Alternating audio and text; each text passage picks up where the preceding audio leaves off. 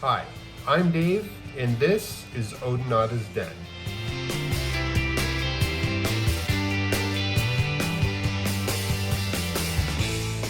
I want to start off by thanking everyone for watching my videos, liking my videos, and subscribing to my channel. As I mentioned before, I am brand new to my spiritual journey, so everything is kind of a learning process for me. But everyone has been very kind in their feedback, and I really appreciate all the comments that I've been getting. Comment that I've been seeing a lot is that people would like to see my traveling altar, so that's what today's video is going to be about. So let's get to it. Alright, so here is my travel altar. It is a simple wooden box. I picked this up from one of my local metaphysical stores. And I actually had, this is the second box that I'm using. I did have another box that I was using, but I don't know, just with everything that I wanted to carry with me, that box just wasn't quite large enough. So I did get one that was slightly larger, and this one actually works perfect. It's a great size. I can still grab it and just throw it into an overnight bag and take it with me, and I have all the tools that I need inside. So opening it up, first we have my altar cloth. It is just a simple silk cloth. I think it was a handkerchief at one point, but I like to use natural fabrics for my altar cloths. So silk is kind of my go-to, and that's what we have here. Next, I have my Florida water. If you've seen any of my other videos, I know I've talked about this before. I love the idea of having it in this little spray bottle. Not only is it nice compact size, but this will last forever. The fact that I'm not pouring it out of a bottle into my hands, that I can just spray it and spray it exactly where I need it to go, just helps it last so much longer. The concoction that I use is made up of about 3/4 of, 3/4 of the way of Florida water, and then the remaining quarter is some natural spring water that I harvested in Manitou Springs that I made moon water out of. So 3/4 of the way with Florida water, and then the remaining quarter is moon water that is made with natural spring water. And I've got these everywhere. I've got one that I keep at my desk at work. I've got one at my altar, one in my room, one in the bathroom. I keep them everywhere. Next, I have my broom or besom. This is a newly acquired tool for me. I got this at a metaphysical fair here in Colorado, and I really like it because of its compact size. This is what I use as a tool to kind of clear away negative energy. So it just fits perfectly inside my little altar box. And then I also have a mini cauldron here. I like this because it fits perfectly a tea light candle inside, but I can also double it as an incense burner if I need to. But it's just a cast iron little mini cauldron. Let's see, I have a shell. This is what I use for representing my water element, but it can also double as a chalice if I need to. And then I also have a pine cone. This is for representing my earth element. This came from a tree that fell out of my grandparents' yard. It was the last tree that they had on their property, and it was kind of a sad moment because I felt like when that tree was lost, that a piece of my childhood went with it. But I did harvest some of the pine cones. I do keep a couple on my primary altar, and then this is the one that I keep in my travel altar. And again, this is what I use to represent my earth element. I also have a peacock feather.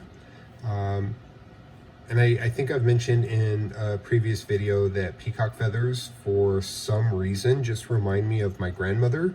And there's no reason for it. She doesn't have any particular liking to peacocks, but they just remind me of her.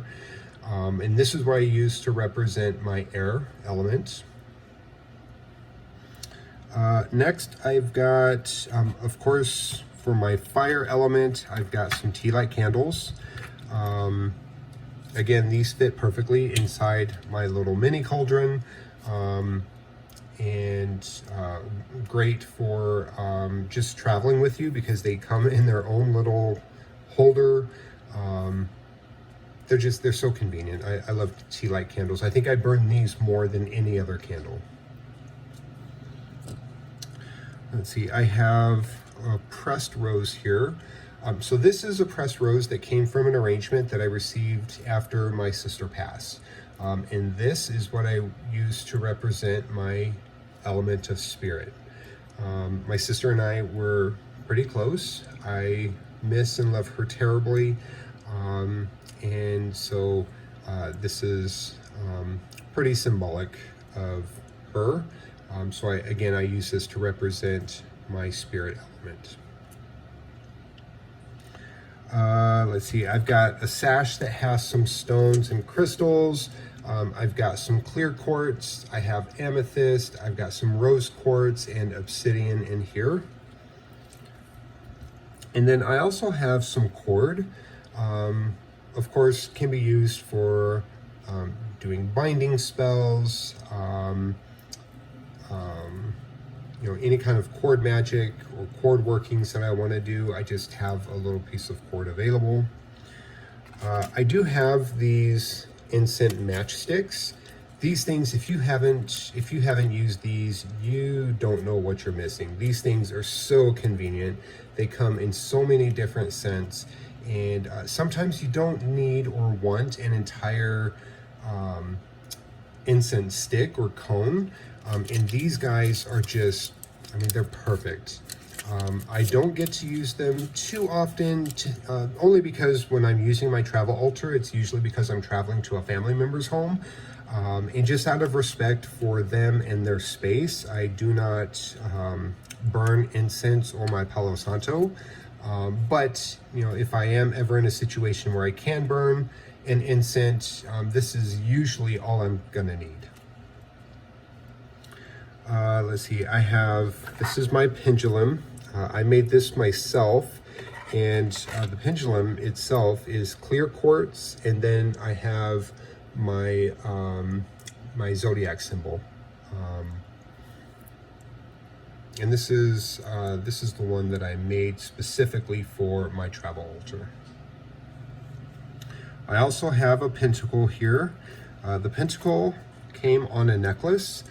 The chain has since broken, but I do like the pentacle, and I feel like it just is perfect for my little travel altar. I'm not entirely sure, but I'm pretty sure that is opal. But yeah. And then let's see, I've got Palo Santo in here. This is a clear quartz little spire. That works great as a magic wand. So this is my little travel wand. And then I usually just let it sit on top of my piece of selenite here. And then I am not a fan of using lighters to light my incense or my candles. So if I can't light an incense match, then I do have regular matchsticks that I can use. So I just keep these in there.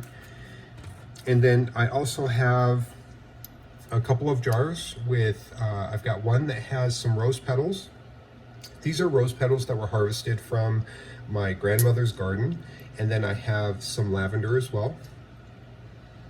And then below that is where I have my protection salts. So I've got black salt with rose petals, and then I also have sea salt with rose petals as well. And that's it, guys. That is my travel altar. It's not much, but it means a lot to me.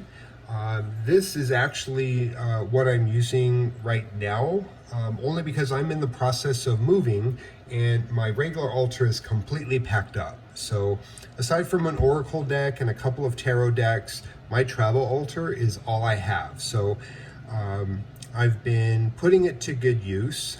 It'll be about another week or so before I am able to get my altar space set back up in my new apartment. But in the meantime, this is really getting the job done for me. Let me know what you think. I did get a lot of comments from folks who were interested in seeing what I had for my travel altar. And I'd love to learn a little bit more about what you have and what you use in your travel altars. Feel free to hit that subscribe button, hit that like button, set up for notifications, do all the things. It helps me out, helps out my channel. Again, I appreciate all the love that I'm getting from everyone. It is, it's above and beyond anything I expected. I'll be working on another video here in about another week or so. I think I'm going to do something as it relates to my new apartment. So be on the lookout for that.